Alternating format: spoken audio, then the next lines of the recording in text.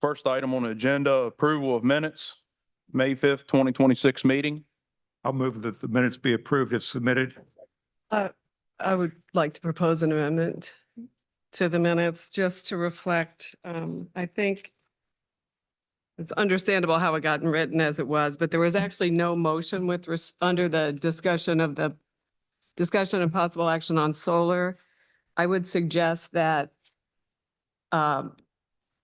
that rather than saying planning commission directed staff to provide certain additional information, that it say members of the planning commission, because that was not done by motion. So I think that accurately reflects what happened.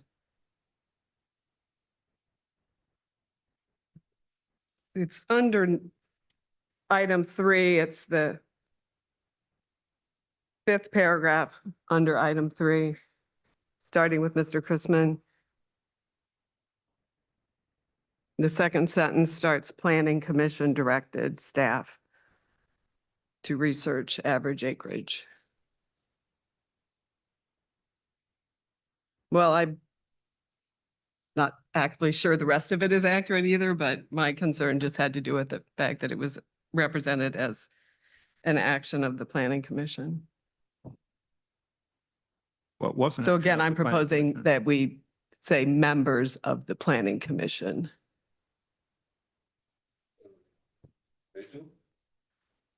Spell out name. Nope. I mean, I would be open to that. My amendment is just members of the planning commission. Well, I don't think individuals of the planning commission can direct the staff to do anything. Well, then query what happened because there was no motion. I think that's why it got recorded in the awkward way that it did, because there was no motion.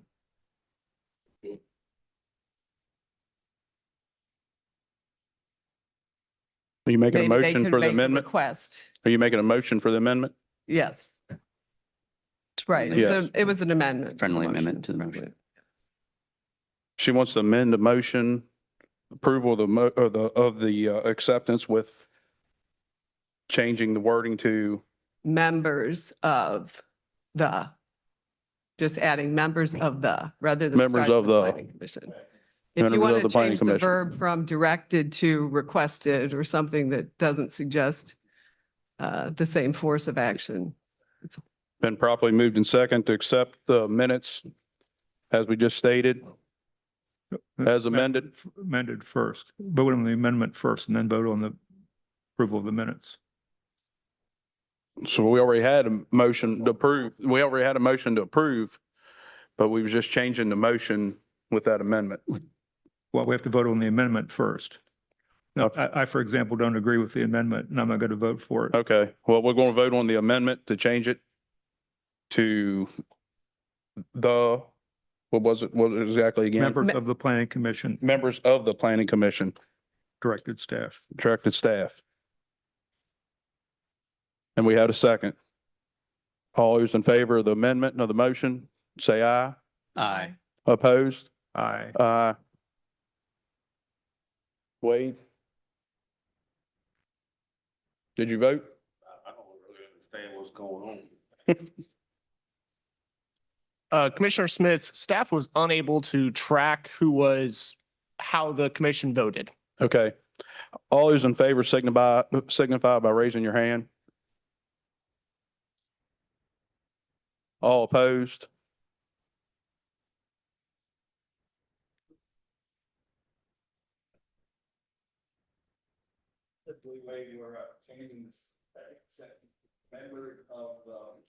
Members of the planning commission.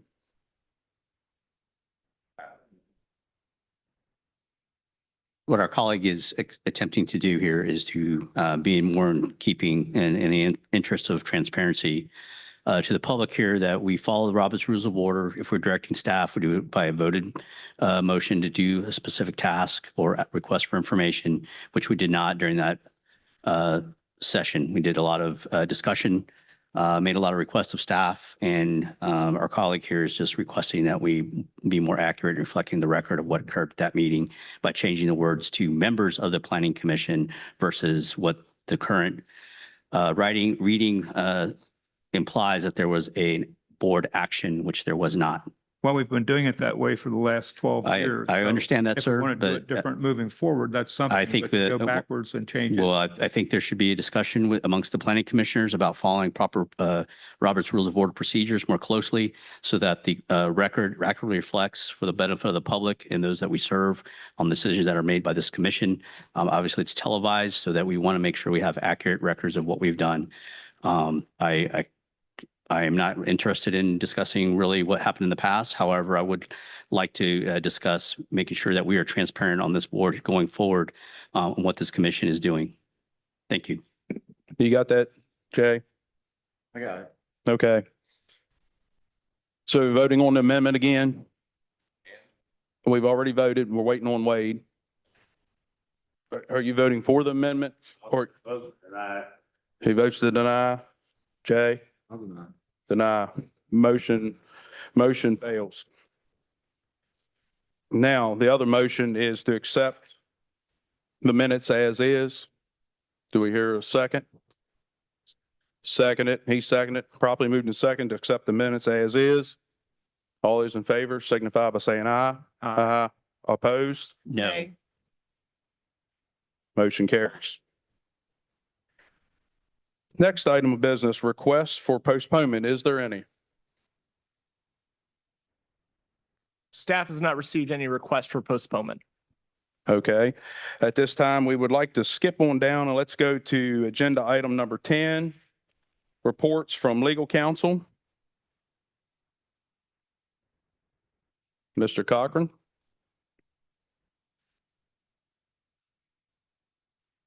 Commissioners, for the past 11 years, I have served as the general counsel for the county commission and as a result, the counsel for the planning commission under authority of the prosecutor. As you are aware, recently Matt Harvey, our prosecutor, was appointed by President Trump to become the district attorney for the Northern District of West Virginia in the federal system. Adam Ward, who had been a prosecutor in our office, was appointed as the Jefferson County prosecutor. I would say that Mr. Ward has been very involved in trying to improve our office and help with just providing good service to the citizens of Jefferson County. As part of that, he has restructured our office. He determined to make me the chief deputy prosecutor. Because of that designation, I am taking on a variety of additional duties. So I have left the representation of the county commission, and now I am leaving the representation of the planning commission on a regular basis. You'll probably still see me from time to time, filling in or appearing for one thing or another. My office co-counsel, Stephen Groh, has been made the head of the civil division. Mr. Groh, who is here tonight, is a very experienced prosecutor. I believe that he has served in our office here in Jefferson County as an assistant prosecutor longer than anyone else here. He's very experienced. He was gracious enough to allow himself to be appointed as the Jefferson County prosecutor on an interim basis while the matter of who should serve to replace Mr. Harvey was sorted out. He will serve you very well. And I believe that you will be very glad to have him represent you. And I would just like to say thank you for allowing me to advise you for the past 11 years. And I will indeed miss representing you, but I just have additional duties that I must attend to. So thank you very much. And we will undoubtedly cross paths again.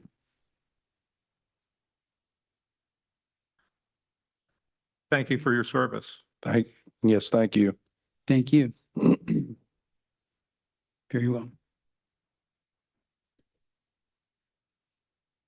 Reports from legal counsel.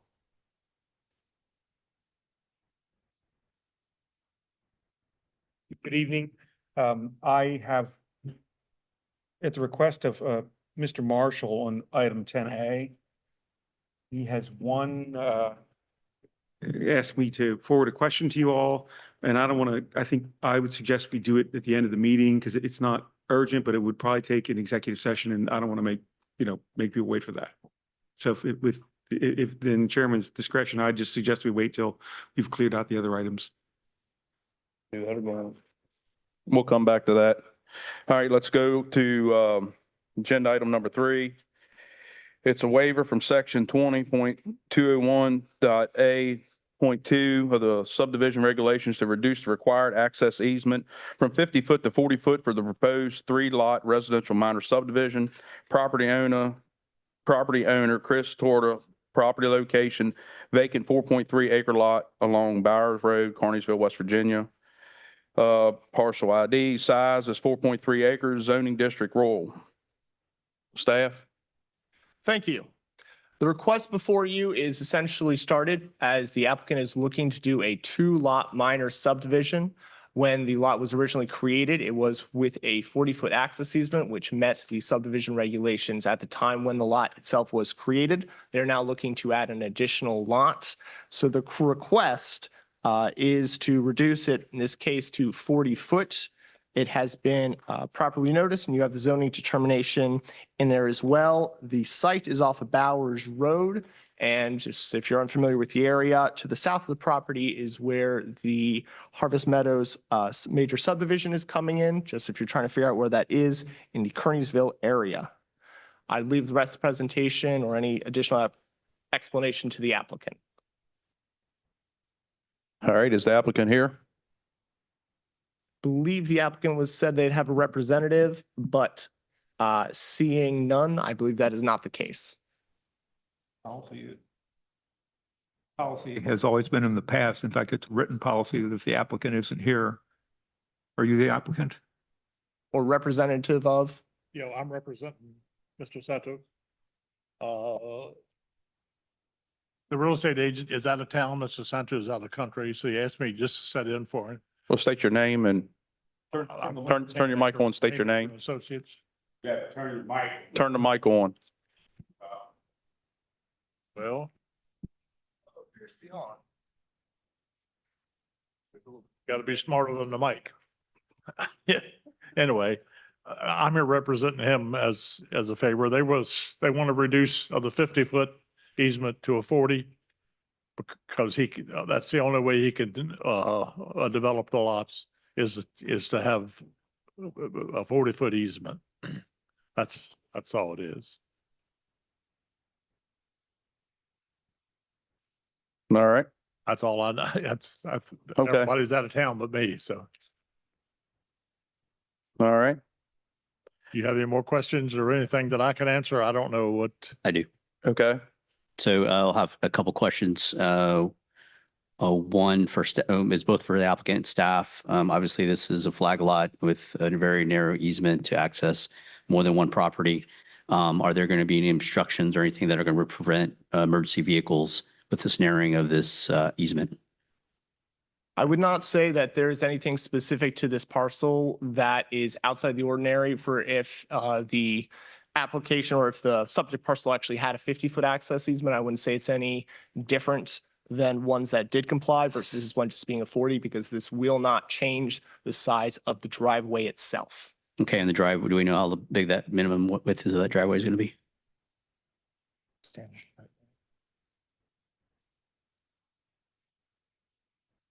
One moment, please. Turn it off. Oh, okay. This is going through the minor subdivision process. Mhm. Under the minor subdivision process, we don't have any road standards. We only have an access easement requirement. So whatever they choose to do, They want it to be grass, gravel, 10 feet, 12. It's up to the applicant to do. The county does not require any standard. Okay, so my next question will be for legal. Generally, the standard width, is this going to be a two-way? I'll ask the applicant, is this a two-way access easement? Is there going to be one lane essentially? I'm sorry, I didn't get that. My hearing aids are muffled. Is the easement going to be for two-way traffic on that easement to get in and out of these properties? I don't understand what you're saying. I'm sorry. He's asking, I have a little trouble understanding it myself. Is the easement two-way traffic? Or is one car only going to be able to go down at a time? I understand it's just for single lane to get to the houses. Okay, so my question is for legal on this one. Does the county incur any liability if an emergency vehicle is not able to get down that easement due to the size of that roadway? And we approve this. And something, the county's got some 30-foot right of ways.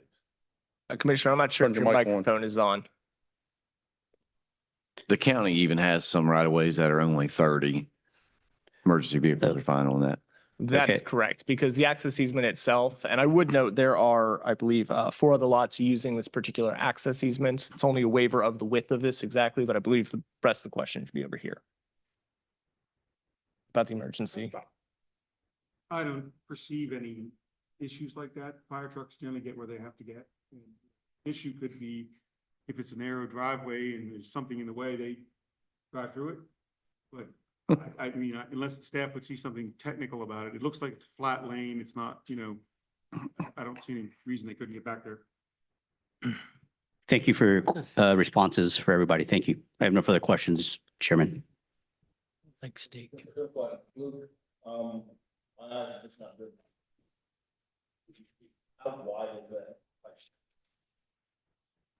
So it should just be the 40-foot. Theoretically, it's an odd lot, admittedly. It is not 50, no.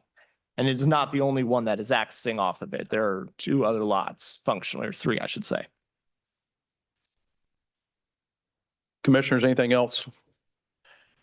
Thank you. All right, this time we're going to open up public comment. We have one signed up, Clarence Haymaker. Oh, that was you? Okay. Well, I guess we're going to close public comment. All right, commissioners, I'll make a motion that the waiver be approved as requested. it's been properly moved and second to be approved as requested. All in favor, say aye. Aye. Aye. All opposed? Motion carries. Never mind. Next, we have agenda item number 4. It's a waiver from section 24.02.A.1 of the subdivision regulation to allow the amendment of an approved major subdivision preliminary plat after lots are sold. The proposed amendment will remove the pedestrian walk trails and add a playground facility in the open space. Property owner D.R. Horton, property location stormwater and community infrastructure within the Magnolia Springs subdivision along Citizens Way, Charlestown, West Virginia. You have the partial ID number there. Size 2.3 acres, or is that 23 acres? 23 acres, 2 acre zoning, residential growth. Staff? Thank you. So this one is a bit convoluted. So if you have any questions, please let me know, but especially before we might even want to get to the applicant, just because there's a few different mechanisms that are happening at the same time that I believe either are rarely utilized or rarely come before Planning Commission. This is for the Magnolia Springs major subdivision. This was this process through the full process of, and they did the concept plan, a preliminary plat, their final plat, and obviously a number, I think all of the houses and lots have been sold. But at this point, the developer, who is the applicant in this case, based on conversations, in my understanding they've had with the HOA and some of the residents, is instead of installing the trail system that is depicted as part of their approved preliminary plat, they instead want to put in a different amenity and to remove the trails. The process for doing an amendment, which is admittedly a little bit on the short side within the subdivision regulations, is to the Planning Commission, parentheses, may approve an amendment to a subdivision plat in the same manner as the plat was originally approved, provided these 3 conditions. So for any amendment to a major subdivision of this nature, they still need to go through the preliminary plat process.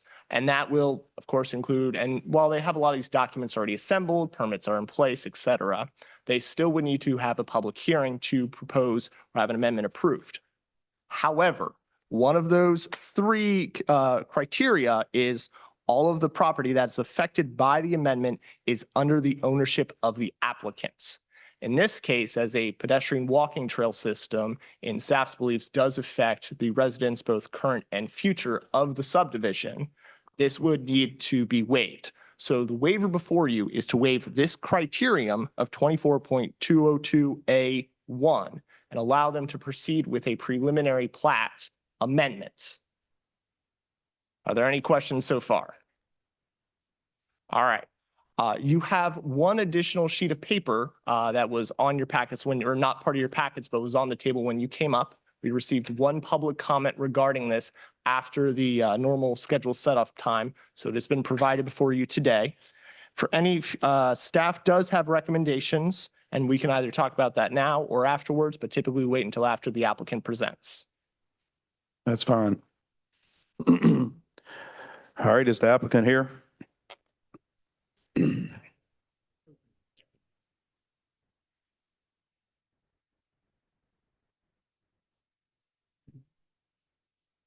Good evening. My name is Ryan Perks. I'm an engineer with Integrity Federal Services. And we did the design for Magnolia Springs.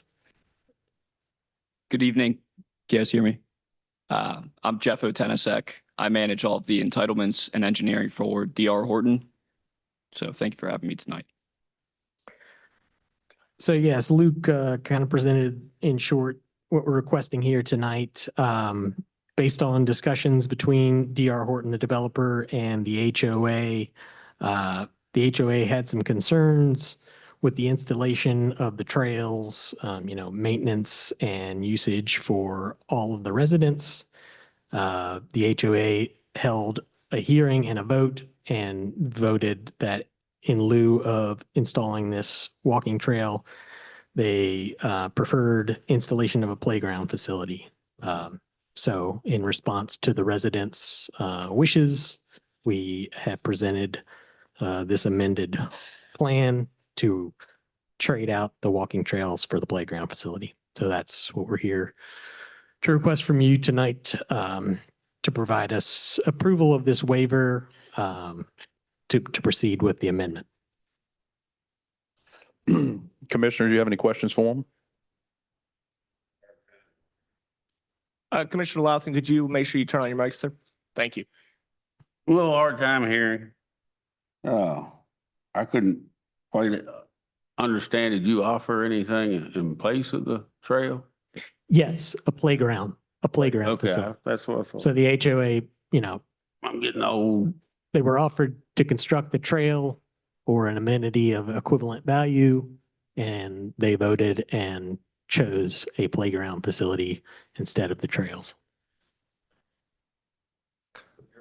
Commissioner Hayes, would you also mind making sure thank you. Ryan, again, my eyesight's not that great. So where on the plan is the proposed playground? Playground's basically central to the subdivision there. It's in the middle open space. Commissioners, it may help a little bit if you go to the sheet following the application itself. That's one. There is a red rectangle on the southeastern-ish side, still fairly center, and that's where they're proposing to put the playground. If you'd agree with that assessment. Where are you seeing? Here? Yes. Okay. All right. So Yeah, it's plan east of the main road into the subdivision, which is the extension of Citizens Way. all right, so I got a question. It's on.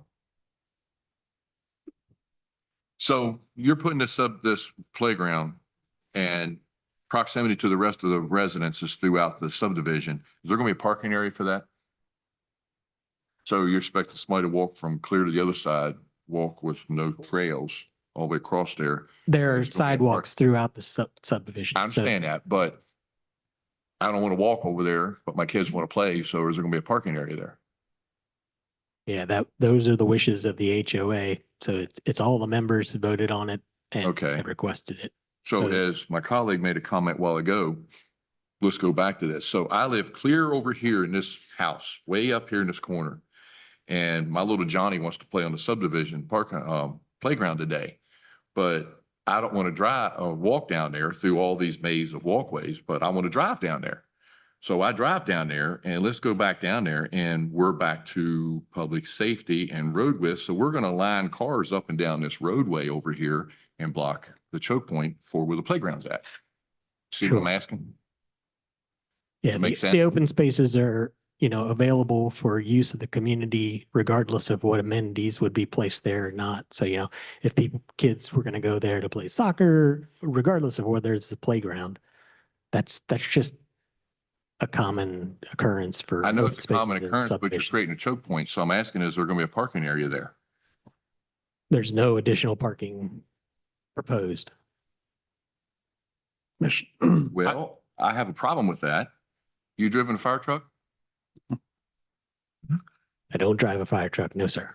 Well, I have. So you create a choke point at a playground area and with the main artery coming through to that area there, now we're creating a choke point.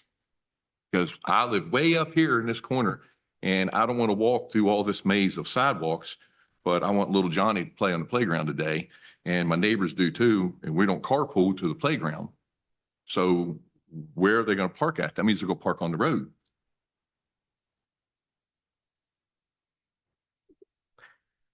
Okay, park by the mailbox, but we're still creating a choke point. Yeah. You I think understand the what I'm asking? the argument could be made for any use in the open space. I mean, regardless of whether they're, I'm not against the playground, yeah, but where are these people going to park? they would park on the side of the road like folks in residential subdivisions tend to do. That's the problem. Right. So what's the road width there, Nathan? Or- So look, I am John. apparently don't have access to part of my system here, but the subdivision meets all of the requirements. So while I don't know if they have changed since 2017, but if I were to remember correctly, it should be 60 foot. Not to mention the subdivision roads themselves meet our current requirements. Right away, 60 foot. Right Right away, away, 60 foot. 60 foot. And then Curb to curb. I can't remember exactly, but I think I think most of that roadway is uncurbed on that side, Jonathan. So, Yeah. it's yeah, it's at least Under- 22 feet. So So they're you gonna be could parking pull in the off, grass. your car can pull off in the grass and be mostly out of the road. Yes. So I have a couple of questions. How many lots are in this subdivision? It's just shy of 300. 300, and is it built out? Is it finished? Correct. So the HOA is completely formed now. Every lot, have all of the houses been sold? Yes. So it's completely sold out, and this is a request from the current HOA. The way this came up was on our marketing site plan on our website, our marketing team failed to put in the trail. So homeowners were buying houses and closing on them without knowledge that a trail system existed. So towards the end of our build out of this subdivision, we presented to the HOA that, hey, we have to add this trail, whether it be there's sections of asphalt as well as what you call a wood chip trail. And the HOA expressed concerns over maintenance, over ADA access. So we presented alternatives. We presented a pavilion, a playground, or we could build it out as currently contemplated on the Well, plans. Was this approved to have this trail? I mean, was that a conditional approval of building this subdivision to have the trail? So while it may not have been inherently conditioned, and I'm actively trying to pull up the files right now from my laptop here, I would note that it was presented both at the concept plan, the preliminary plat as part of the amenities. And during this tenure, when it was originally proposed, as it is currently, trails and pedestrian circulation are spoken to quite widely throughout both our ordinance as well as our comprehensive plan. So while it may not have been conditioned, we typically don't condition something that has been proposed to begin with. Mr. Garcia? It's shown on the plan as a potential trail, and it's not a bonded item. It may not have been bonded at the time, but I think that was an interpretation of the land development inspector at the time. And it is listed as a potential trail, but it also is an amenity that was shown for the community. Okay, I think you had some questions. Questions and comments. So number one, bonded or not, this is obviously presented as an amenity. It is on the original site plan here, so I guess the expectation should be that it would be constructed. So first question for both the applicant and staff. Did we receive any official correspondence from the HOA itself, either through the applicant or through directly from the HOA that's in our packet? I will give a qualified statement to that too. We do not have anything in this packet. We have not received any official word from the HOA pursuant to this specific waiver request. However, my understanding is after having conversations with the applicant, the HOA has been in touch and has represented that this vote has taken place. So while they may not have given us a specific letter for this waiver, I don't want to just say, oh no, the HOA has never said any of this. Yeah. So my last comment, Chairman, is our president, Mr. President, I get this mixed up. Different jurisdictions have different names for their board leader. From a planning perspective, this is a typical thing that we expect out of our modern day neighborhoods for pedestrian connectivity. I'm failing to see the equivalency of a fairly small box versus an amenity that more people can use throughout the community. While the HOA may have some legitimate concerns about maintenance, this is a fairly low maintenance thing that they can maintain and not a huge thing that should be of issue to them, though they may feel that way. So I'll be disagreeing vehemently with this one because, again, pedestrian connectivity is important. I think there's some valid points for my fellow commissioners about, okay, you're going to have this thing where they're going to park, and is the expectation going to be that somebody clear on the most northern cul-de-sac, I think if I have my cardinal, yes, northern cul-de-sac is going to walk over all the way over there to use that without getting in a car. So I'm not seeing the logic of an equivalency here. Thank you. I would also express concern that, and maybe I should probe more about what you're representing in terms of the HOA and the meeting, public hearing. But it seems to me that what we're asked to do is to by waiving that standard, one of the criteria for a plat amendment, we are subject to a finding, an affirmative finding that granting the waiver doesn't adversely affect the rights of adjoining property owners. And unless we have unanimity of all owners, in which case they're sort of joining the application as the owners of the property collectively, I don't see how we could make an affirmative finding that the rights of adjoining property owners aren't adversely affected if we're eliminating or authorizing the elimination of an amenity. So It's not eliminating an amenity, it's trading one amenity for another. Mr. Guerrero, I think you're. Yes, sir. Pardon me, my interruption, but if you want some legal guidance on this particular area, I could give it to you, but it would require an executive session, I think. But some issues might have been raised that give you the advice and you can do what you want with it. I would also note there is a public hearing that still needs to take place. I understand we're still in the questions part, but not in the discussion one. I wanted to note. yes.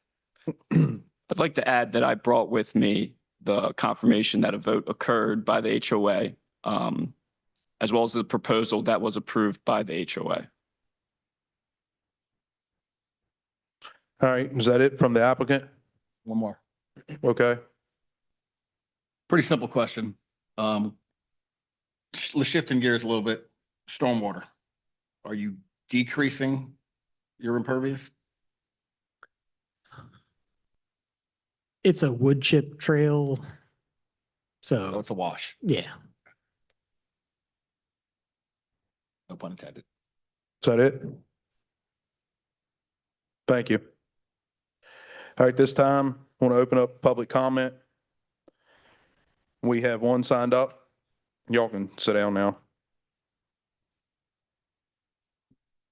Trevor Howe? Is that correct? Hope? Yes, sir. Okay. Sorry if I butcher anybody's names. You got 3 minutes. State your name, your address. My name is Trevor Hool. Good evening, members of the council. My name is Trevor Hool. My wife and I live in Magnolia Springs. We're here tonight to ask the council to vote no on the proposed amendment for the approved major subdivision preliminary plat. I believe I have that right. While some neighbors have raised valid questions about the walkway, such as the need for safety railings near standing water or privacy concerns, the reality is that residents are already using the common areas behind the homes. People walk there now, even without a formal path. A simple walking path is a useful, low-maintenance feature that respects the existing layout. Another concern with this amendment is the long-term cost. We love living in West Virginia, and like many others, we chose the area in large part for its cost of living. Before moving here, I watched my condo amenity fees in Herndon skyrocket to $450 a month, up from 12% the previous year. Structures like playgrounds, pools, or tennis courts bring significant ongoing financial liabilities. We explicitly selected Magnolia Springs because it did not include or plan for any of these high-maintenance amenities. Adding costly structures now shifts the financial burden onto the residents who purchase their homes with a completely different expectation. I strongly encourage the council to vote no on the amendment. Changing planned amenities after more than half the development, or at this point now, all of the development has been filled, is unfair to the homeowners who invested their future here based on the original agreement. I'd like to keep our community beautiful, functional, and financially sustainable. Thank you for your time. Thank you. That's all we had signed up for public comment. At this time, we're going to close public comment. Does the applicant want to have anything to say on the comments? Looks good. All right, discussion. What's the staff's recommendation on this, please? In the packet, staff has would recommend denial of the requested waiver. In the event that the planning commission is inclined to grant the waiver, we had the recommended conditions you can find in there to add. I essentially came up with two options, either of 3 benches and some additional trees, or a dog park in the open space that is towards the northern end. There's the same, just for very good practical reasons, it's all the same open space, but the playground is proposed on the southern-ish side.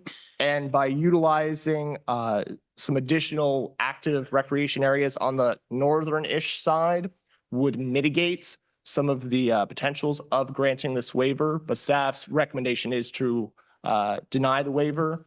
If you are inclined to grant it, those are the recommended conditions we would propose. Anything else? Just a question for staff. If the subdivision HOA decided to, or the developer decided to build, I mean, I'm all for playgrounds. I don't want to sound like I'm against playgrounds. I'm all for them, but I'm also for complying with the standard that requires us to respect the property rights of affected property owners. So if there were a proposal to put a playground in without substituting for another amenity, would that wouldn't require an amendment to the plat, would it?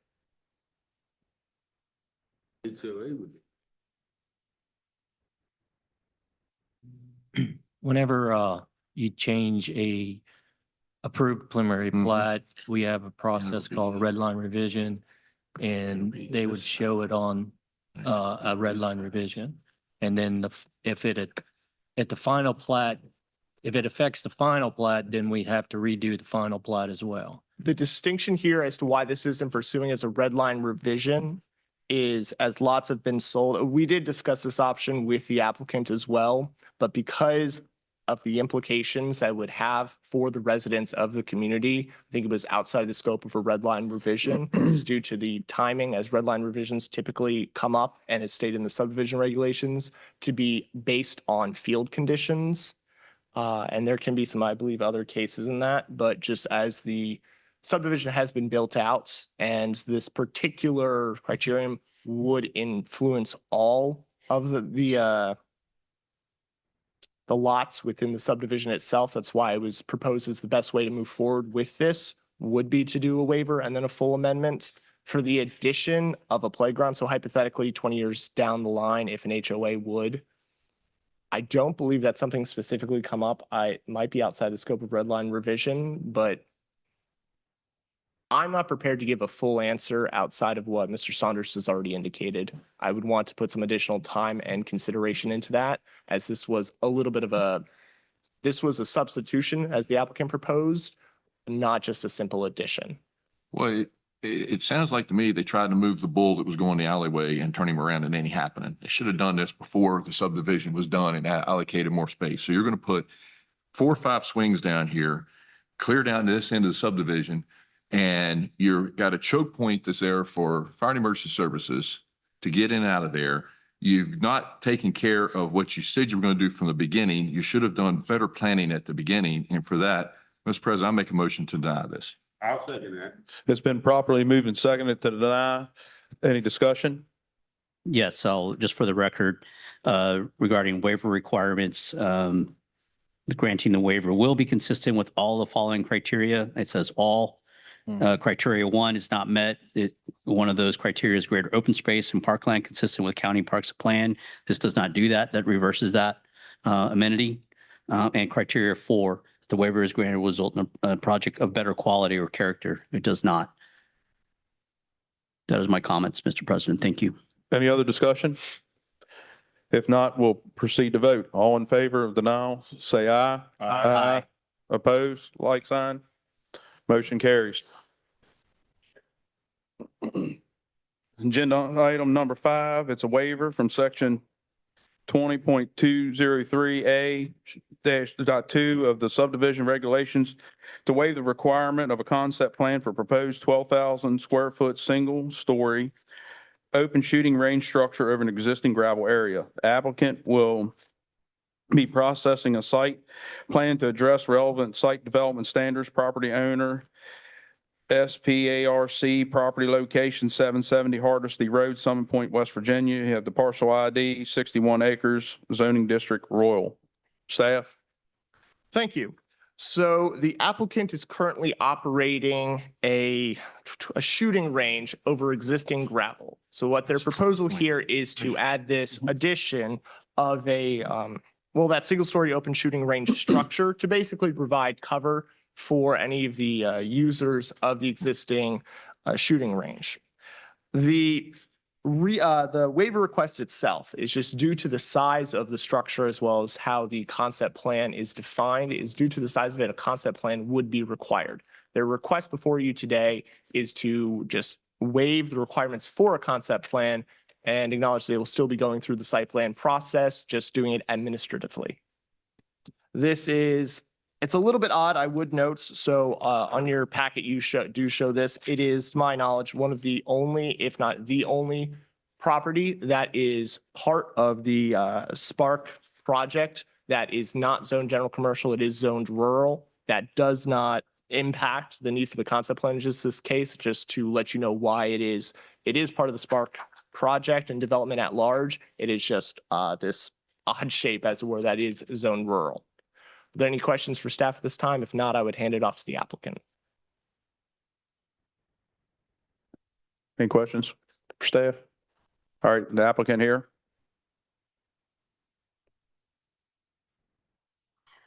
Good evening, Ryan Perks from Integrity Federal Services, representing the engineer. Good evening, guys. Appreciate the time. My name is Christopher Roderick. I'm the Director of Facilities Management at Summit Point. So yeah, just to echo what Luke said, we're just asking for consideration to set aside the concept plan for this small site plan. You have a series of shooting ranges there on the Spark property. We've come before the Planning Commission a couple times to expand those ranges over the years. In this case, I guess it's the 4th shooting range is already in place, and we're proposing to add a cover and widen the range a little bit to accommodate that cover. And, you know, not a much value would be gained by going through the concept plan. As Luke says, we'll provide all the necessary data at the site plan phase and make sure that all the permits are in order. But in the interest of time, we're asking to waive the concept plan. Commissioner, do you have any questions? I have a question. One of the purposes of a concept plan is to give the public a chance to comment about a proposed project. And if there are, it's easier to make changes to a concept plan. A site plan is more difficult to make changes to. If during the course of the hearing on the site plan, if testimony requires a change to the site plan, are you prepared to do that at your own risk? We are actually, with the potential of denial of this hearing for the waiver, we actually already have in place, and I think Luke can verify, to have a concept plan process and procedure. We're of course asking for the waiver as part of the abilities that we might have. Again, the purpose of the waiver is, or I'm sorry, the purpose of the concept plan is based on the square footage. I mean, a shooting range is obviously large. The reason we are covering it in, of course, is we train service members, we train law enforcement individuals, we train other entities, obviously to do their shooting qualifications. Many of them travel across the country all seasons, right? We owe them the ability to at least be undercover and take care of their processes. We have functioned with this range, we call it the Bravo Zero range, for quite some time. I believe the State Department put it in the early 2000s. It functions perfectly fine. We need to expand it slightly just to allow for the roof system. Obviously, with construction, we need just slightly more space. I believe it's less than 20 feet in width that we're talking about. So that's all you're doing is putting a roof over an existing range, basically? These service members deserve to do their training undercover in the winter, in the summer, in the thunderstorms. We owe it to them, and that's the purpose. So this is merely an effort to save time on your part? Correct. Yes, sir. Mr. Garcia? So I'll preface my comments quite a bit. So as a former marksmanship instructor in the United States Marine Corps, I'm all about it. I'm fine with the actual activity that you have here and the service it provides. However, I've seen that there's been a piecemeal development process over the years. And again, I agree with my colleagues that made comments about the public having a right to see what this is about. I think I do have some concerns about expanding if you're going to be adding additional shooters or capabilities. If that's the case, that's fine. But I think we need to do a little bit more, have a better understanding about surface danger zones, things like that. And again, a future of what that's going to look like in total. So if you're going to be adding more covered facilities, which I disagree with as a shooter because we don't do that way, but I won't argue the point with you. I would like to see the concepts of what this is going to be. I'm all about having quality facilities like this in our county, but I do want to ensure safety is paramount, as well as we understand maybe a long-term plan for this. So a concept plan might be useful, and not only for the applicant, the property owner, and the users, but for this commission to make better informed decisions when to waive things. So that may save some time, actually, if we can understand what the long-term plan for his facility is. Thank you. Sure, absolutely. I appreciate those comments. The range is currently set up for, I believe, 25 individuals. That will not change.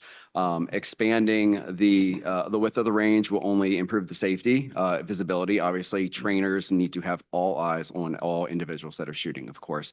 Expanding it roughly 10 feet in each direction allows for that. The primary purpose, of course, though, is to expand for the ability to put structure to hold a roof system. We want to have overhang. Another benefit of the roof system, of course, we take noise pollution seriously. These shooting ranges exist. They have already exist. Putting them undercover, although I can't scientifically vouch for the amount of decibels lower, is significantly lower.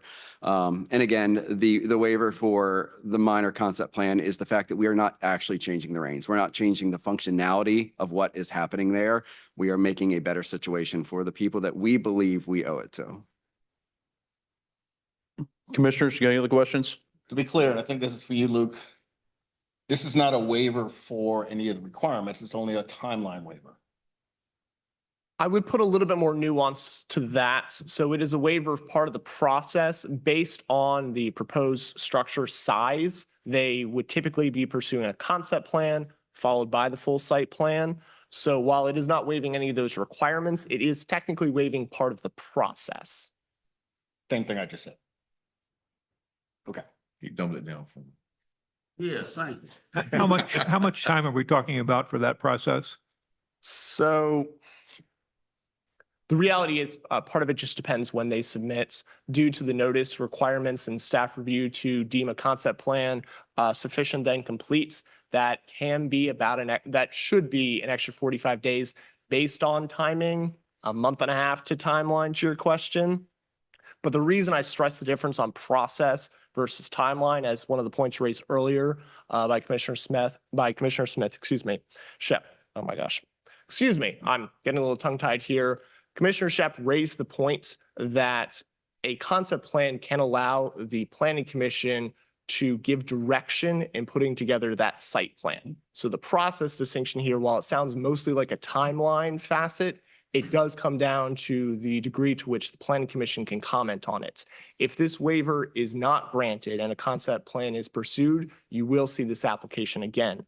Conversely, if the waiver is granted, there is not a follow-up public hearing or public workshop of any type. Any other questions for the applicant? All right, thank you. Thank you, Commissioners. This time, we're going to open up public comment. There's nobody signed up, so we're going to close public comment. Commissioners? I have somewhat of a problem. I understand the time constraint. And even if they had a concept plan ready to submit, it couldn't be here before us, before probably the meeting in August. But the fact that we won't see this again at all, it'll be processed merely by the staff. We won't see anything. Bothers me a bit. Okay. Well, what's the pleasure of the group? I'll make a motion that the waiver request be denied. Second. It's been properly moved to second that the waiver request be denied. Any Commissioners, discussion? I'm sorry to interject. Can I hear who seconded the motion? Wait. Thank you. It's been properly moved and seconded. Any discussion? Just minor comment, Mr. President. For the applicant and the general public, I'm not opposed to the use or continued use and development of this.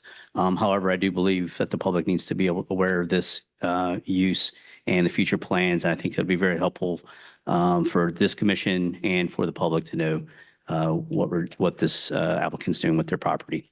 Thank you. I think a lot of us feel the same way. All those in favor of the motion signify by saying aye. Aye. Opposed? Like sign? Motion carries. Next on the agenda is number 6. It's a waiver from section 2.5 Appendix B in the subdivision regulations to allow for lot 34 in the Burr Industrial Park to construct a public parking lot with gravel opposed to bituminous asphalt or concrete paved materials. Property owner Everstone Auto Repair Services, property location Burr Business Park, lot 34, vacant lot along James Burr Boulevard, Carneysville, West Virginia. You see the parcel ID there, lot size 3 acres, zoning district, industrial commercial. Staff? Just as a record-keeping note, and also because I'm definitely going to have another member of staff record these minutes, I believe Commissioner Hayes has recused himself. Is that correct? Yes. Yes. Mr. Hayes has recused himself from agenda item number 6. The application before you here is for a, as you stated, proposed business. What they are asking to do is to use gravel for their parking lot opposed to the requirements for either paved surfaces. This is typical, especially in the industrial commercial district. I would like to hand off the majority of this to Mr. Saunders, as this is within the Burr Industrial Park. And off of James Burr Boulevard, it is very typical that most businesses do have paved surfaces. Staff has a recommendation that you can see in the packets, and we're happy to discuss after the applicant speaks, but the rest I'd like to hand off to Mr. Saunders. Yeah, well, the ordinance requires any public access to be paved. The general public, I believe, and especially in the industrial park, believes they should be on pavement to access. Could you get a little closer to the microphone, please? Oh, I'm having sorry. trouble hearing you. So pavement is, consistent throughout the park, except for, I think, some waivers that you guys have approved. I don't see the public is generally used to, in an industrial park, in my opinion, is used to having asphalt or concrete pavement. But we'll leave it up to you guys to decide. Commissioners, if I may add one thing, I'd like to apologize. I should have noted this earlier. There was one public comment submitted. It is after the zoning determination, and you can review it there. I have included a summary within the staff report asking for denial or as a condition of approval, installation of a fully engineered containment system to prevent pollution runoff. Any questions for staff? Yes, just one for staff. Can I just clarify the staff recommendation is for denial? That is staff's recommendation. We typically like to wait for the applicant to speak before giving the staff recommendation, just so you can hear both sides. But yes, Thank as you. you can see in the staff report, that is our recommendation. Thank you. Jay? Is this the same thing that was in a couple months ago? No, Different. different. Just not, because it wouldn't be like heavy machinery or anything in there. Mm-mm. That's what I was, well, we'll let them talk then. I'll Yeah. explain. All right, is the applicant here?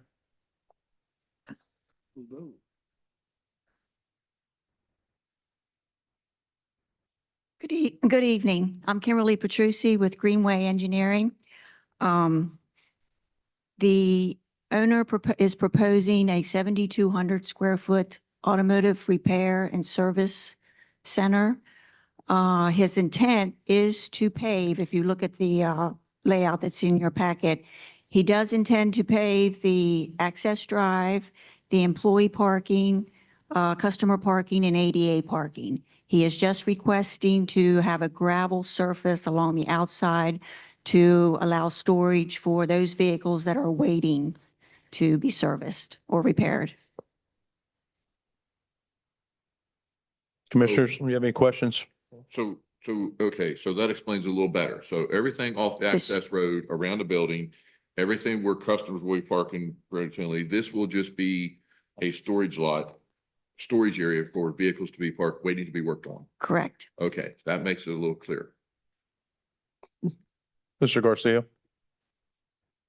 So what is the expectation of how that lot is going to function if you have vehicles that are leaking fluids into ground, potentially into groundwater?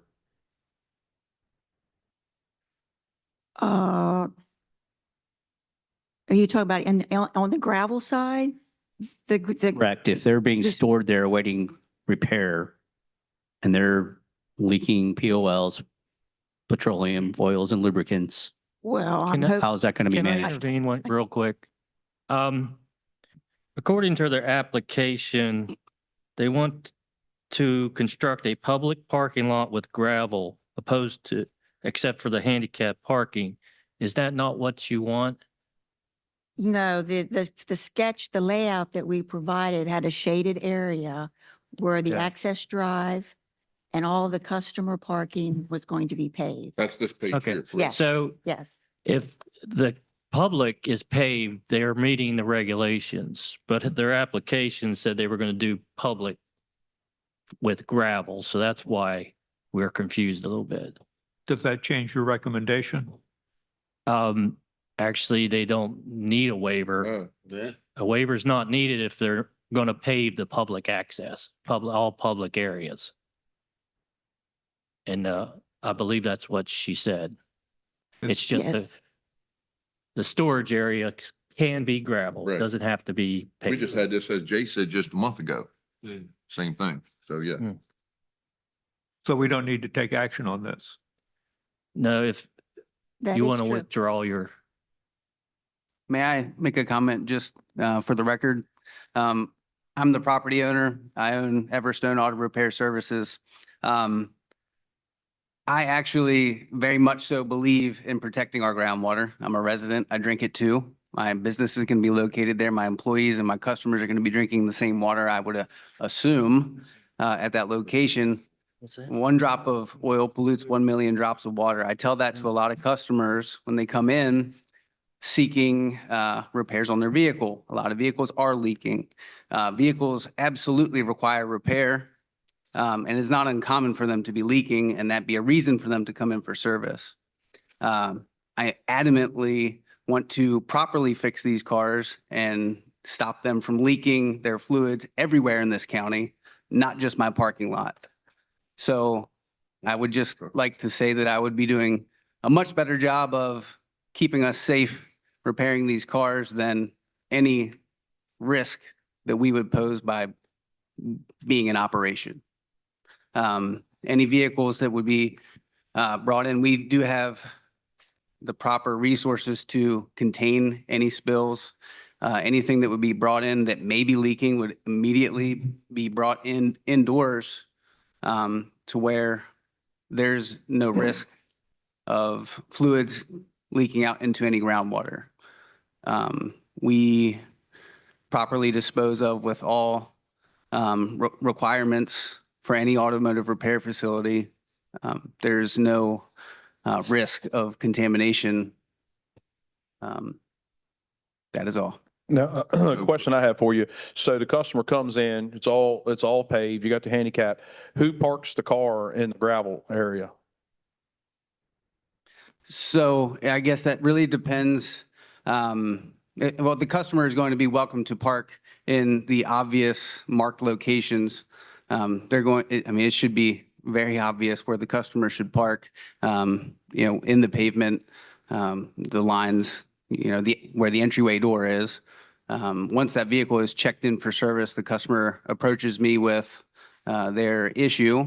That vehicle would then be processed. We would capture the vehicle information, assess, essentially triage the vehicle in the moment to determine is this a major scenario that it needs to be moved. From that moment, we would move that vehicle immediately should that be required. Well, what I'm getting at here is, there's a fine line between public access and not. So we're going to have, here's paved where them chairs are, is not, and customers like, hey, I parked out there in the gravel and go on, then that's kind of public access. You take like next door here at this tow lot here, you can pull right up front, but they got a fenced in yard.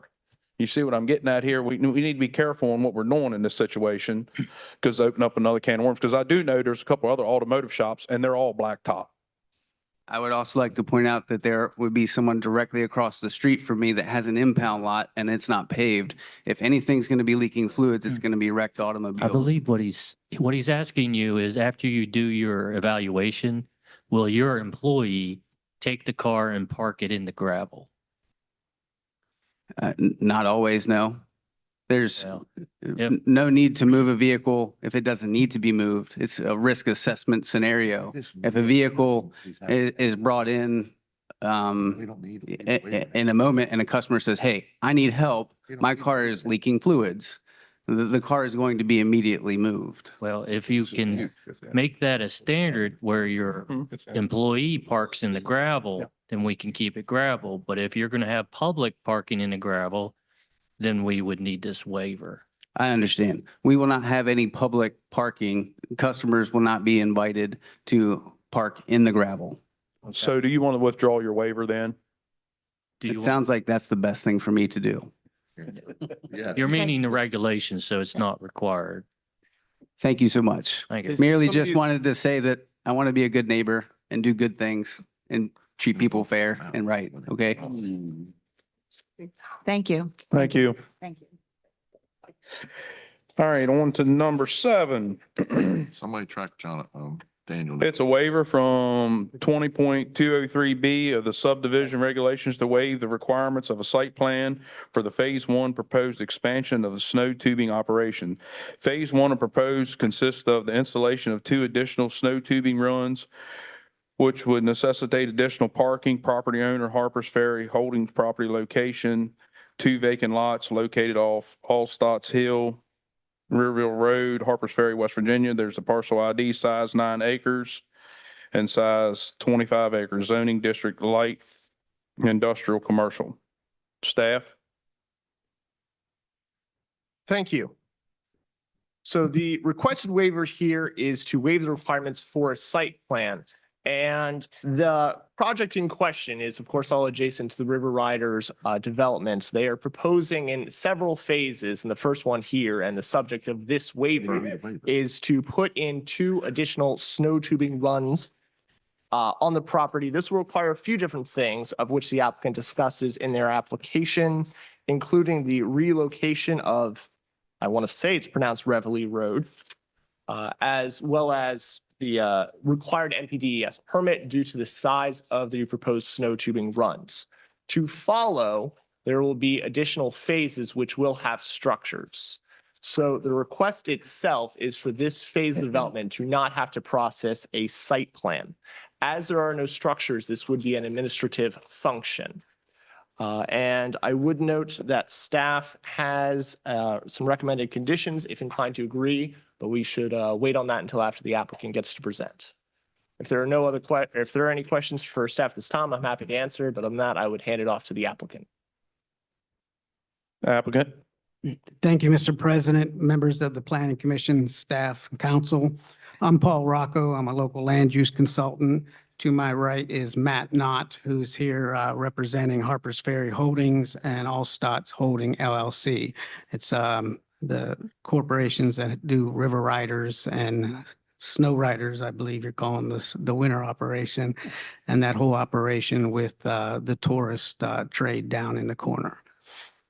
This is a request for a waiver from the initial minor site plan, that's site development, which is typically not even a public hearing process. So this asking for this waiver makes it a public hearing at this point because we come here and it's an advertised public hearing. That whole area is in the growth area. It's either zoned residential growth or general commercial or mixed use commercial, industrial, residential.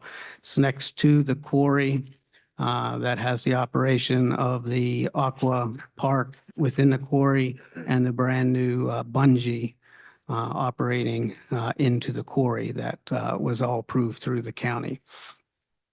It's a request that we met with a preliminary, a pre-proposal conference, and we debated whether or not even the snow tube hills would require a site plan at all because there was no structures. And we came to the conclusion that since we're doing multiple things, because we'll need parking at some later point, Mr. Knott decided that he would advance a complete site plan when he does his next phase, which is the parking at the top of the hill, as well as snowmaking facility as it expanded. He's going to make his own snow at a larger capacity, and a registration building, both again in next to the snow tube and on top of the hill. So the compromise, or actually the agreement we worked out with the staff, is to process initially, start the snow tube so that we can get it working for this winter season, along with the other. If you're not familiar, it's down at the entryway to the county on 340. You've seen probably the snow tube hill in the winter that comes down. This other snow tube hills would be leading close to that, diagonally away from it, but obviously from the top of the hill down to the bottom hill. I've included pictures in your packet. And incidentally, I know you're new we're new at this building, but hopefully as it expands, we can get these screens to work so we can show these things on these giant monitor TVs that you have now, which are great. But if we could have those available so the public can see what we're talking about as well as you, it would be easier like we had in the old facilities. Yes. So hopefully that happens. But I did submit pictures to show you the existing snow tube hill and what it looks like in the off-season, which is most of the year, when it's not snow with people there, tourists there, recreational users there, it's grass. And that's what it is most of the year. So again, the issues that we worked out with staff, that we would go and get our MPDS permit, which would handle all erosion and sediment control during the grading of the hill, so that it would be monitored by DEP. And then when we get into the actual site plan for the parking and the registration building, then we would do a site plan showing the whole facility with an as-built of the hill, as well as the required elements for the registration building and the parking. So we don't believe that the actual site development since it would be minor, is anything would be missed, because the primary function of a minor site development, when you're not dealing with a primary structure or parking, is the erosion and sediment control, which would be taken care of with the DEP permit and the MPDS permit. And if you notice in your packet again, you almost have a complete site plan in the grading plan that was provided. Mr. Hayes will see in there that it's a pretty in-depth presentation in a sense at this early stage, because you have to do that. Mr. Knott turns these things over to basically a ski resort to a planner to get the orientation and the internal pedestrian movement correctly. And so he's in that process now, but we'd like to get started with the actual grading of the facility once we turn this sketch plat into a formal NPDS submission. So again, this would only be at the most at this stage, minor site development with no public process. And we would ask that that be waived until the next stage so we can get started. I'll turn to Mr. Knott. I think the only thing I'd like to add is this is the same process we followed with the first tubing hill that we built. We got permission ahead of time to start the grading, and then we completed the site plan during the process. So, we understand where we would be, at risk if something in the grading was revised. Is your mic on? It's green. It's green. Am I not close enough? Maybe. Is it better now? Yeah.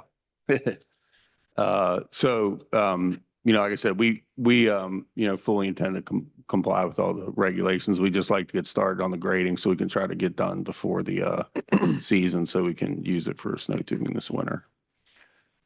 Commissioners, do you have any questions for the applicant? Grass. Get it done.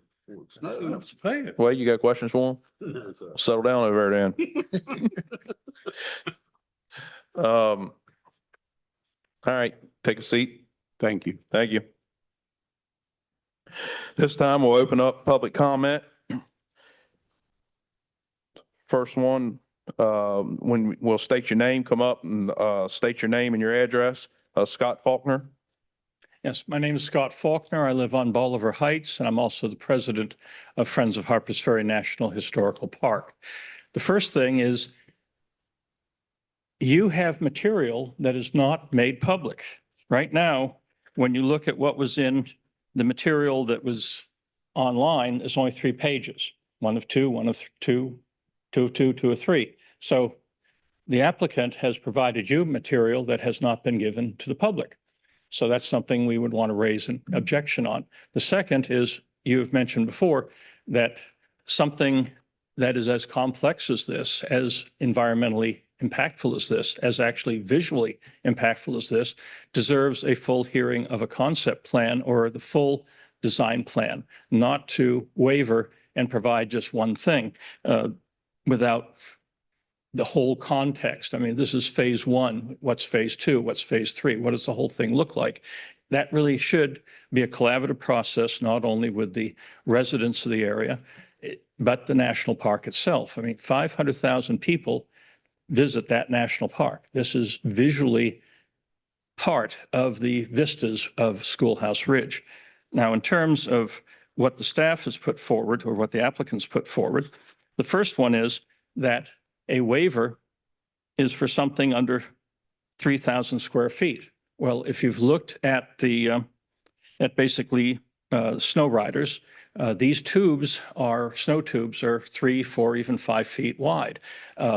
You also have a walkway up, or they call it a magic carpet, that takes people up the hill. And then you have the snow guns and the plumbing that actually puts the snow on it. You put all that together, we're talking anywhere from 9,000 to 13,000 square feet which is far more than the 3,000, which is where the waiver is. The second piece of the puzzle is when you start to look at the other criteria, and we look at them saying the design project will provide public benefit because there will be a reduction in county maintenance costs. Well, this is a private property. There's no county maintenance costs. But the most important one is it says greater open space. Right now, it is a field. It is a fallow field. It already is open space. You put anything on that, you're reducing open space. You're not creating greater open space. And then the other part of the project is, again, looking at the project, better quality and character. 3 years ago, U.S. News and World Report designated Harpers Ferry area as one of the top 50 most beautiful places on Earth. That is because, as I cited, its natural scenic beauty and its well-preserved historic landscape. Additional amusement parks undermine that. Your 3 minutes is up. Right. Thank you.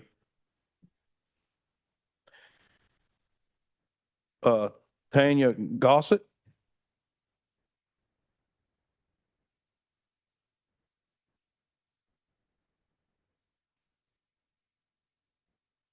Thank you. Good evening, Commissioners. My name is Tanya Gossett. I am the Superintendent of Harpers Ferry National Historical Park. Our offices are located at 485 Fillmore Street in Harpers Ferry, West Virginia. I'm here tonight to urge you to postpone or deny the waiver application submitted by Harpers Ferry Holding LLC, seeking relief from the site plan review requirement in section 20.203B of the county's subdivision and land development regulations for its proposed Phase 1 expansion of snow tubing operations. The National Park Service owns the historic Allstat House property, which is adjacent to and downhill from the snow tubing site. We also own much of the Civil War battlefield that surrounds that property. Our mission, the National Park Service's mission, is to preserve America's iconic spaces and to tell America's story for generations to come. As submitted, we do not believe this proposal appears to take these nationally important resources into consideration. The applicant's request, the first part of a 3-part proposal, states that no additional parking will be constructed immediately, and therefore the site plan requirement should be waived. However, our understanding is that site plan review is about more than development timetables of individual site components.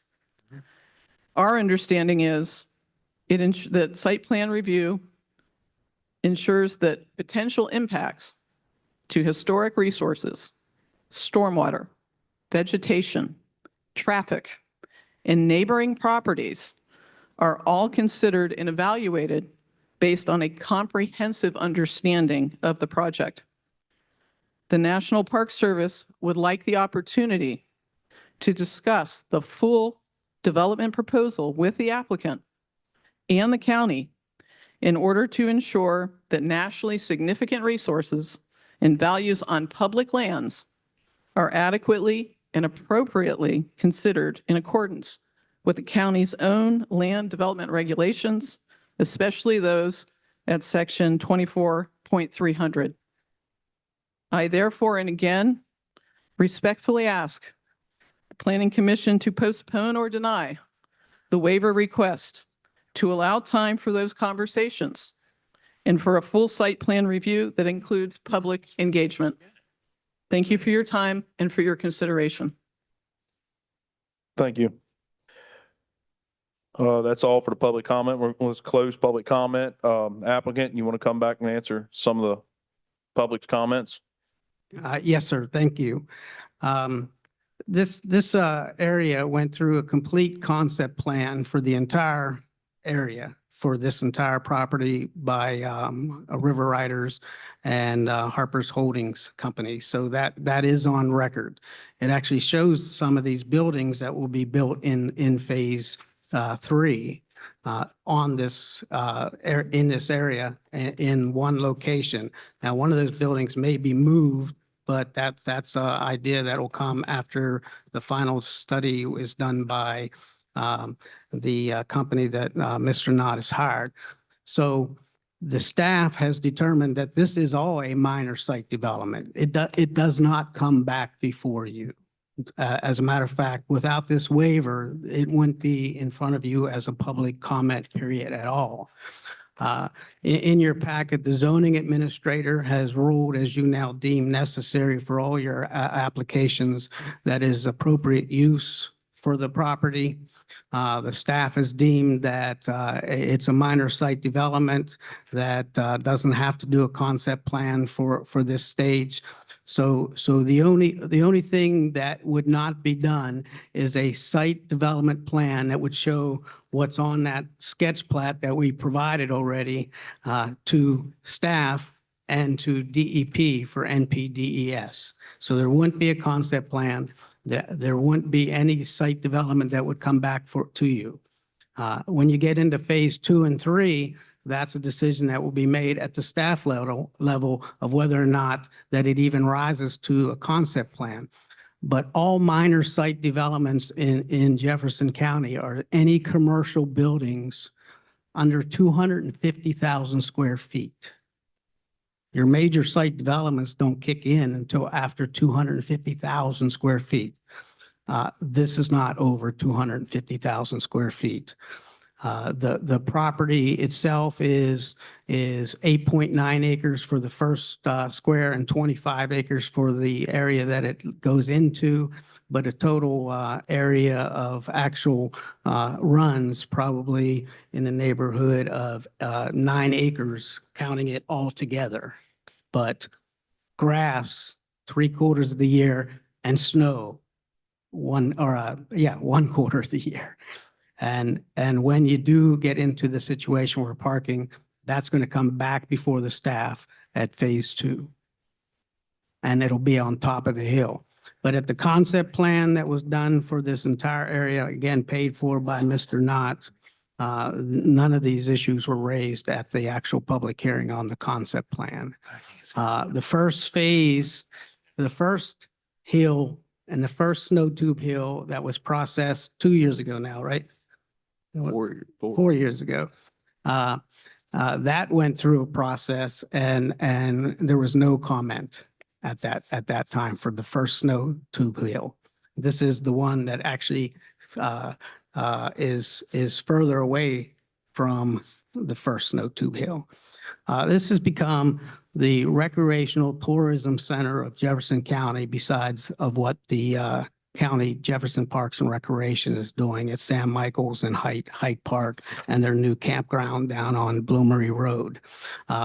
Those areas are funded by taxpayers and don't pay taxes. This whole area is funded privately and pay commercial taxes and brings a lot of tourism into Jefferson County, which is completely consistent with your Jefferson County 2045 comprehensive plan. The whole area is zoned for this use. The whole area, including up into the Cliffside Hotel at the top, is zoned commercial or residential light industrial commercial. So this area has already been set aside for this type of development. And fortunately, it's not just commercial strip malls. It's recreational tourism, commercial, privately funded. Mr. Rocco, can I ask a question? Yes, sir. Again, I'm blind. What is the scale of this drawing from Bethesda? Might have to take my contacts out to look. And you make my question moot if this gentleman mentioned his estimate of the disturbance of this request The disturbance, just until it's obviously, for just this request. What's the total disturbance Are you asking the temporary, like during construction or at completion? at completion? Or I mean, or during construction, what's the temporary disturbance? I mean, the front, it looks, I mean, it's maybe 3 acres, maybe 4 with the road, but it's all temporary. I mean, it will go back into grass. Right. So when, at the completion, it'll be back to grass, the same exact thing we did last time. I mean, any utilities that are in there will be under, below the ground. You won't see them It's a after. 20 scale drawing?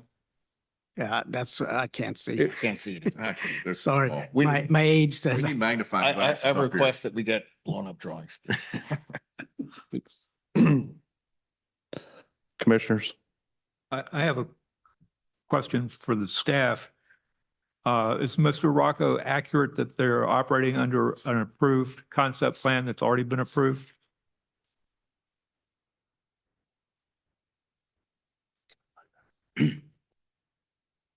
We'd have to look up the concept plan, but there is an approved concept plan. So you don't know the answer to the question? No, I don't. Mr. Shep, it would just be for the entire area around this actual 8 acres.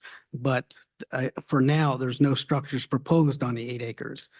The structures showing maintenance building, registration building, parking, and campground even are shown in the entire area leading up the hill. This 8.97 acres was just purchased due to a death of the owner.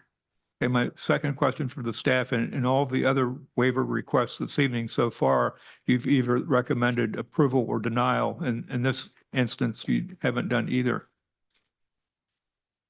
When we discussed, we were going to recommend approval as long as we get documentation is the whole, not just the permit number, but the actual plans for the DEP, the NPDS permit.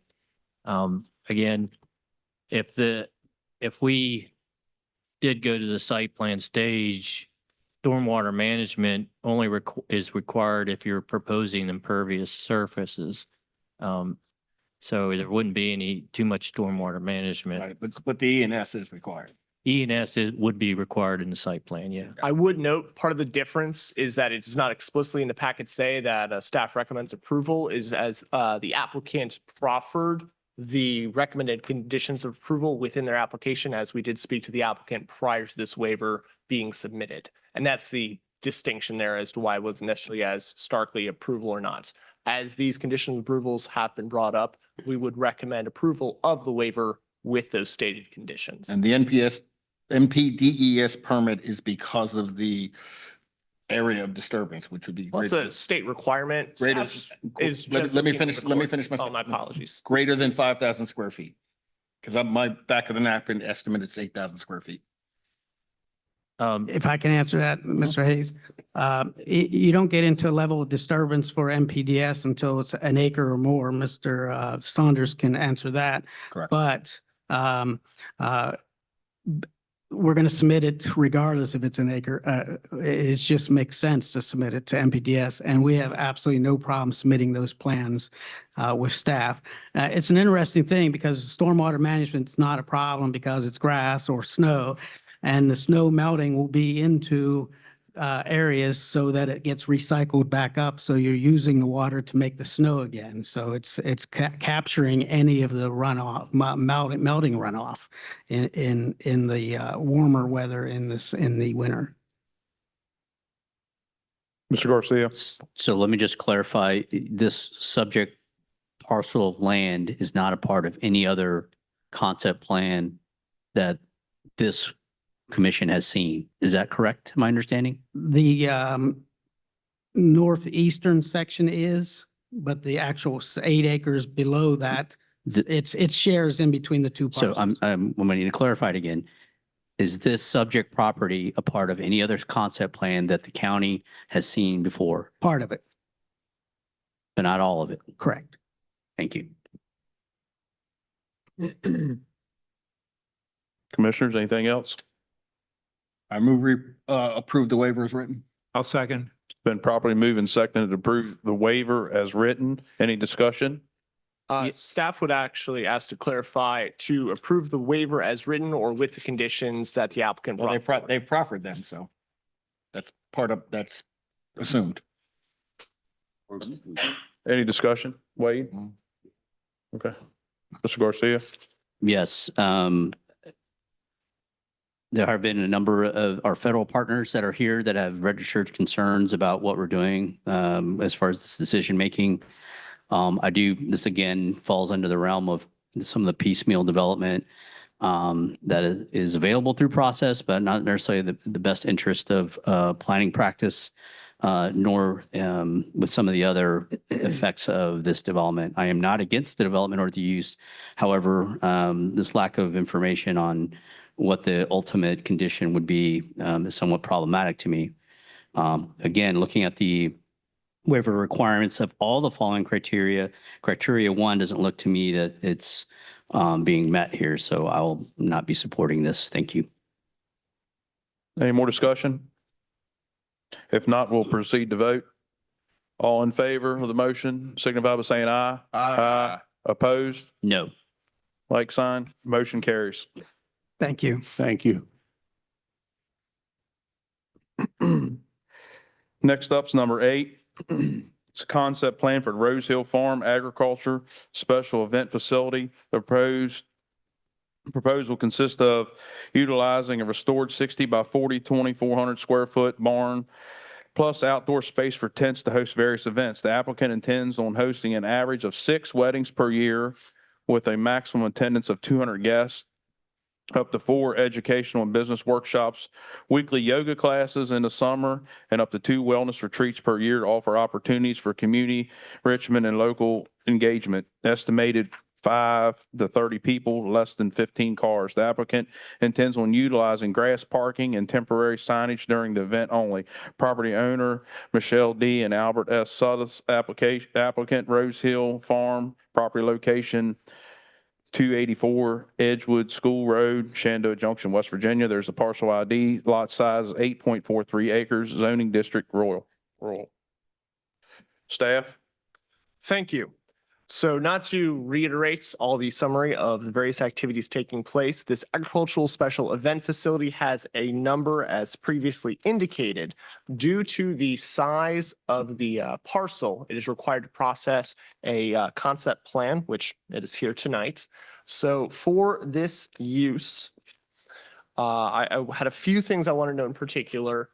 To the commissioner, especially those who haven't done this in a while or for the first time. A concept plan does not have a public hearing component. It has a public workshop because it is the purpose of the concept plan itself is to give direction to the applicant in the next step of their processing. And I also wanted to note here that there is a historic house and historic barn that are both categorized as Category 1 historic resources that they are utilizing. The summary, as already noted, is to have these various events, and they are required to have met the requirements of processing with the health department regarding the sanitation facilities for these various events. They'll primarily be using temporary, but they, I believe we've discussed in the past, looking to move to upgraded into the future. There is going to be some component of putting up tents as well. I think in a lot of ways this is best represented as rather flexible based on the event, but I'll hand off the rest to the applicant for their explanation and we can go from there. Unless there's any staff questions for staff at this time. One question for staff. We mentioned this is is this building, the buildings on there historically designated or are they eligible? So in following the original categorizations, they are designated as Category 1s. That doesn't change any part of this application or the future development. It's just a note that they are historic resources as they have historic past and the applicants who own the property are looking to continue to utilize them. Will our historic commission have to look at this property? That is not a requirement for any type of review further down their processing requirements. However, as part of the concept plan, the Historic Landmarks Commission is a reviewing agency. I spoke with them, and while they did not submit a letter, I did confirm they have received that, and at least their staffers said they did not have any issue with it. I do not have any formal letter to state that, but they are aware of this and elected not to raise any concerns. For the benefit of the public and for this commission, if we can get a hold of that, they can do an evaluation, that'd be nice down the road when appropriate. Thank you. I might have some follow-up questions on that into the future as to what that would entail, but of course. Some evaluation of whether they have any concerns with that. So would it just be best to, and I can make this as a conversation with their staffer, that the request here is that they do submit a letter regardless of concerns, or if they just fully support it? Correct. For full information of this commission, I think that would be useful. Thank you. I'll bring it up, but of course we cannot promise anything, but I will mention it and make a note of that. It's not. Any other questions for staff? All right, is the applicant here?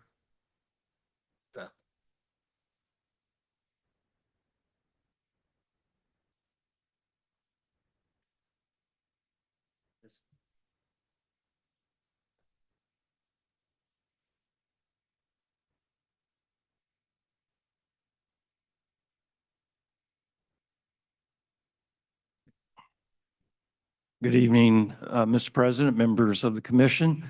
I'm Scott Suddeth. This is my wife, Michelle Suddeth, and we're the owners of Rose Hill Farm and have submitted this application for approval under the relevant agriculture special use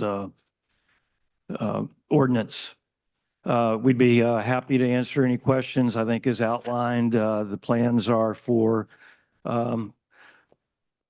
consistent with the agritourism strategic plan of the county to offer our farm and our historic facilities for special events.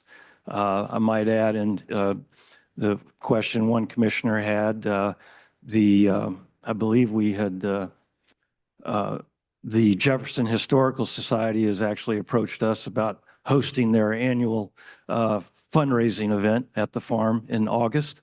So we hope that many of you will support the Historical Society of Jefferson County and join us. Happy to answer any questions. And honey, anything I've missed? Commissioners, you have any questions for the applicant? Never mind, I just found it. It's roughly 8.5 acres, the property. Yes, Commissioner Shep.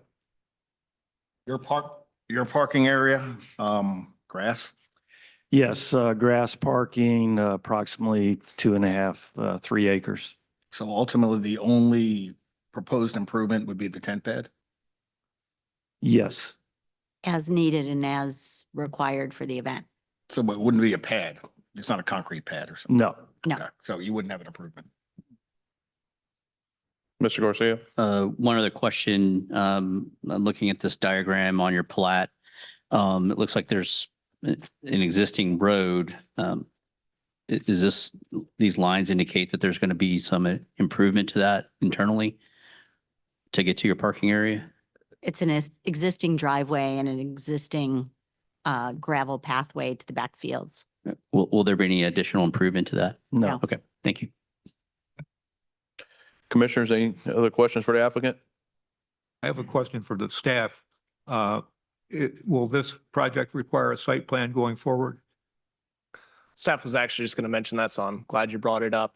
The only additional processing after this concept plan, just due to the use in question as an event facility, is they need to get a zoning certificate. They do not need to process anything past that, unless Jonathan was about to bring up something I forgot.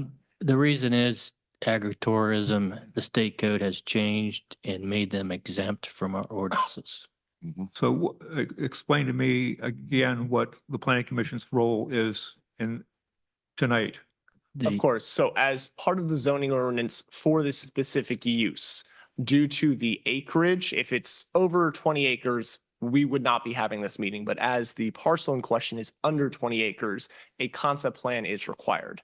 the actions of the planning commission tonight is functionally following the public workshop, is to, after reviewing it, if you want to provide any direction in improvements, while it doesn't funnel into a site plan, I think Commissioner Shep, what you're really pointing to is a little bit of a discrepancy in how some of these function, as some projects, particularly agritourism, are now exempt per state code changes. This is a little bit of an odd spot in a lot of ways, but you're still providing direction to the applicants. The reason for the concept plan is under the zoning ordinance. So that's why we're here. It's a class of process versus. What you're saying is it's because it's a smaller acreage. It wasn't 20 or over. If it was 20 or over, the agritourism this would be a new thing, but it's just to keep all the little things from popping up. I got a question, agritourism. Is this property, getting farm use evaluation Yes. at the time? Okay. So to be 100% clear, there's no proposed improvements out here. No. So no proposed stormwater management. No required stormwater management. They wouldn't be required if there was, because they're exempt from the subdivision ordinance. Got it. Okay. Any more questions for the applicant? Thank you. Thank you. What's the pleasure of the group? Well, you have to open up for public hearing. Oh, yep, yeah, you're right. I do got one here. All right, we're going to open up for public comment. We do have one. Peggy Grantham, does that look right? Is Peggy here?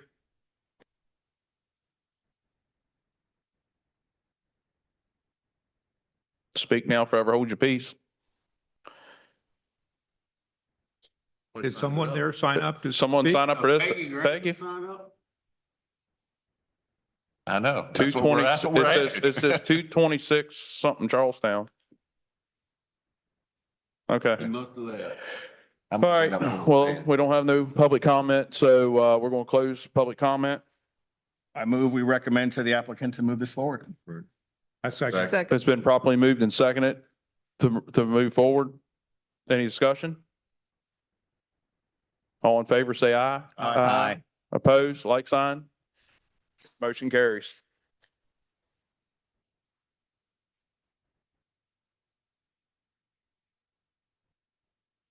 All right, next we have, there's no public comment for the following items, discussion and action on the M&A Investment Group LLC zoning map amendment request. Planning Commission review and recommendation to the County Commission regarding whether the petition for the zoning map amendment to rezone the subject parcel from rural to highway commercial is consistent with the 2045 comprehensive plan. Property owner M&A Investments Group LLC, attention Mark Roper, property location vacant parcel located on the northeast and northwest corner of Curry Road and War Admiral Boulevard, Ransom, West Virginia. You have your parcel ID. Size is 2.24 acres, zoning district rural. Staff? Thank you. So this zoning map amendment, also known as a rezoning, which I'll unfortunately use interchangeably, is before you. So it was originally presented and following one of the processes outlined in the zoning ordinance. It was presented to the county commission on May 7th. And at that meeting, the county commission both set their public hearing for July 2nd, as well as referred it to the planning commission to review it for consistency with the comprehensive plan. So to be clear here, this is not an evaluation of any merits inherently of the rezoning request. It is to assess whether or not it is consistent with the 2045 comprehensive plan.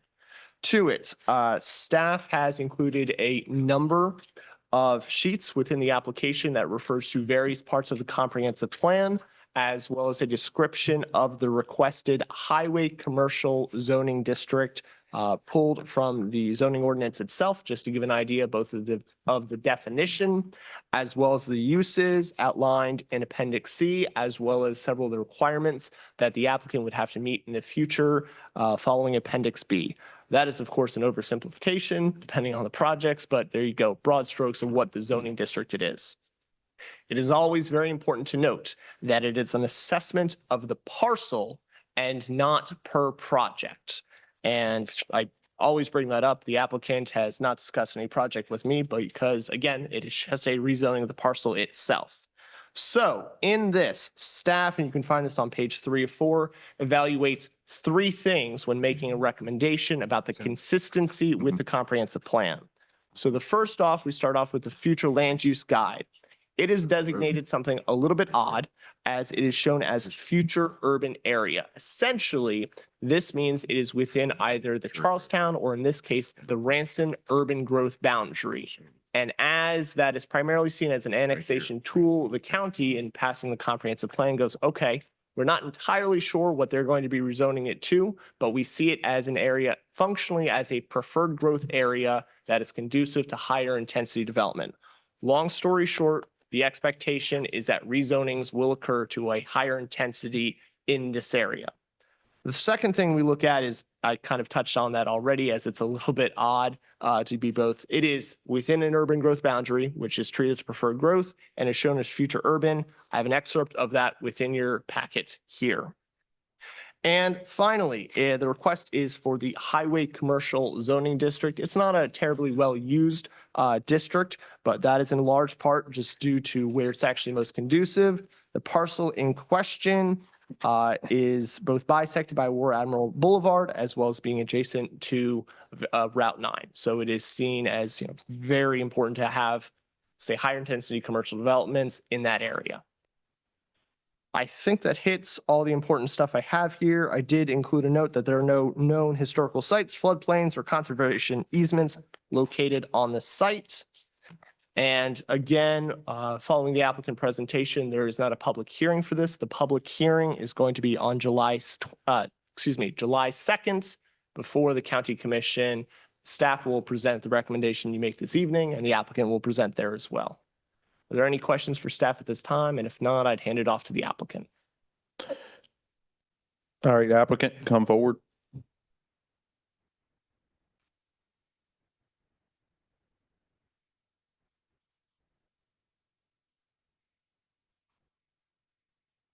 Good evening, Planning Commission members. Thank you for your time. Luke has teed this up pretty well in terms of location and additional information. So as he stated, it's at Curry Road and War Admiral Boulevard. One of the parcels actually touches the exit ramp off of Route 9. Of course, it's a 4-lane road that you have there. So clearly highway commercial is sort of appropriate with the type of uses and location that this is at. The lot is 2.4 acres, 2.24 acres. We don't really have a particular use, but the applicant is potentially looking more towards like maybe a 2-3 unit, smaller structure on this property. As Luke has stated, essentially it is consistent with the comprehensive plan. He talked about the fact that this is an urban growth boundary of Ranson, anticipated to be higher intensity uses. There's water and sewer in the vicinity.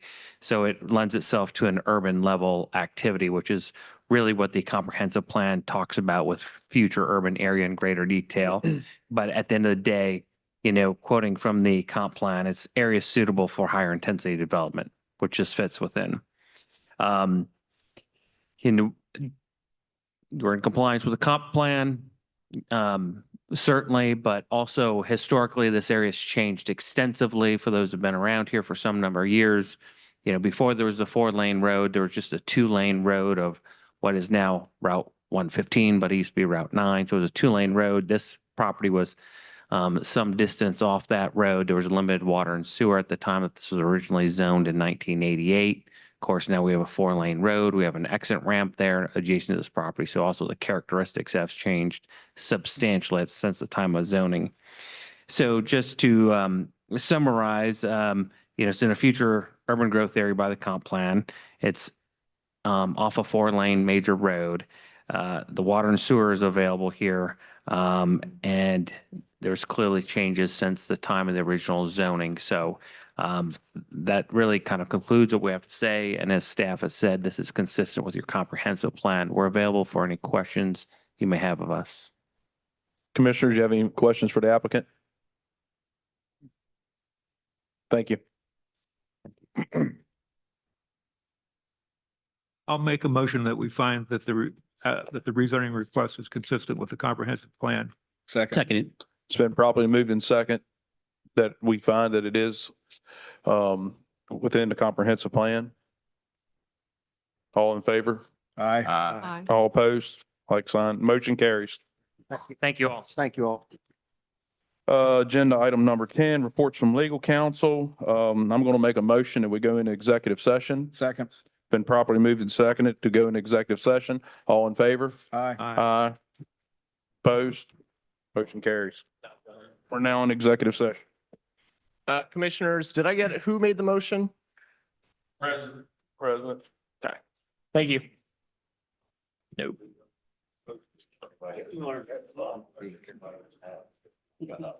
I know. Steve, welcome back. Yeah. President, can make